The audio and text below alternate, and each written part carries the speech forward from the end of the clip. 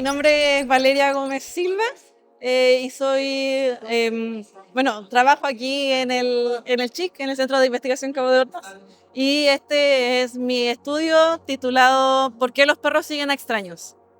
El, la base de este estudio nace de que los perros son una gran amenaza para la biodiversidad, pero que la gran mayoría de los estudios que se hacen respecto a conductas de perros se enfocan en perros de movimiento restringido o bien en perros salvajes. Pero sin embargo hay una tercera categoría que son los perros de libre movimiento. Estos perros pueden o no pueden tener cuidadores, pero sí o sí se pueden mover libremente tanto dentro de las áreas urbanas como afuera de estas o entre medio. ¿Qué es lo que afecta el movimiento de estos perros? Pueden ser como factores biológicos, por ejemplo, la raza, la edad, el sexo del perro, pero también factores sociales y ambientales, como experiencias pasadas con otros humanos y la personalidad innata del perro. Sin embargo, se ha observado que estos perros de libre movimiento son capaces de seguir a extraños por altas distancias, llegando incluso a seguir a turistas por rutas de senderismo o trekkings que pueden llegar a durar semanas. Y esto es una amenaza de sí a la biodiversidad, ya que estos perros no tienen ni comida ni agua durante estos largos periodos de tiempo. Es por esto que nosotros nos preguntamos qué es lo que motiva a estos perros a seguir a extraños. Y en específico, tres tipos de estímulos: la comida, el tacto o bien expresiones de cariño que le pueden entregar los turistas a los perros. ¿Cómo lo hicimos? Nosotros expusimos a 129 perros a alguno de estos tres estímulos, grabamos su comportamiento y medimos la distancia que siguió la investigadora con un máximo de 600 metros. Para determinar la personalidad del animal, los primeros 30 segundos del experimento se denominaron como prueba de sociabilidad, en que la investigadora se paraba al lado del perro y grababa cómo reaccionaba a su presencia. Luego se le llamaba la atención y se procedía a hacer el estímulo. Luego del estímulo, uno se alejaba y se medía la distancia que te seguía el perro.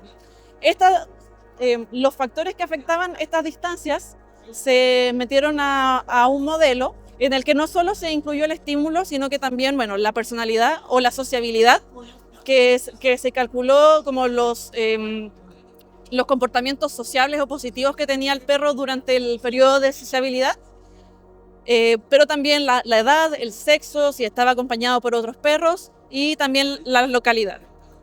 Nuestros resultados mostraron que el estímulo de comida fue lo que más motivó al perro a seguir, seguido del tacto, pero que seguido del tono de voz, pero que las caricias en realidad no influían en la distancia recorrida por el perro.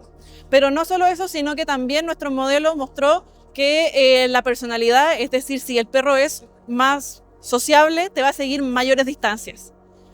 Y también la compañía de otros perros también influía significativamente en las distancias. O sea que si el perro estaba acompañado por otros perros, te seguía a distancias más largas. Y que también hay un factor biológico, que es la edad, que mostró una tendencia, pero no significativa, de que los perros más jóvenes seguían mayores distancias también. Estos resultados nos indican que, si bien hay factores que no podemos controlar, como la personalidad innata del perro o otros factores biológicos, hay otros que sí podemos controlar, como el estímulo o la interacción humano-perro y también la presencia de otros perros en las calles. Por lo tanto, nosotros sugerimos, por un lado, informar a los turistas de que no le den comida, que no interactúen con el perro, que que al final la conducta del perro siempre va a buscar la recompensa que le pueda entregar. Y por otro lado, potenciar la tenencia responsable, informar a las personas respecto a esto y respecto a que el cuidado que tú puedas tener con tu animal o con tu mascota puede llegar a influenciar también a la biodiversidad, ya que también hay otro estudio que ha demostrado que mientras más fuerte el lazo entre el perro y tú, menor es la distancia que el perro se mueve de la casa. Entonces, el abandono y el maltrato al que tú puedas exponer a tu perro no solo afecta al individuo en sí, sino que puede llegar a afectar al entorno y a la biodiversidad.